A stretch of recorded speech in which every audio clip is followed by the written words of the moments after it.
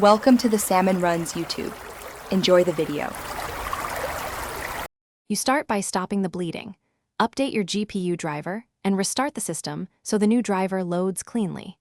You should close resource-heavy background apps and overlays because they steal CPU and RAM. Make sure to use Task Manager to identify culprits. Set power plan to high performance and plug in your laptop. Once done, confirm in-game frame caps and refresh rate match your monitor to prevent desyncs and obvious drops.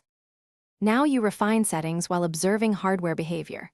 Reduce expensive effects like shadows, particles, and resolution scale, because those cost GPU cycles disproportionately. You should toggle VSync or adaptive sync based on tearing. Locking FPS can reduce stutters but may add input lag. Run MSI Afterburner to log temperatures, clock speeds, and frame times. Once you see which component hits 100% or spikes, finish by applying system-level fixes. Install OS and DirectX updates, verify game files, or do a clean reinstall if corruption appears. You can undervolt or tune clocks to reduce thermal throttling, but only after logging behavior, and physically clean dust or improve cooling to keep temperatures stable. If severe FPS drops persist, run the game on another GPU or a clean OS image to isolate hardware versus software. This last test tells you whether to RMA or keep optimizing.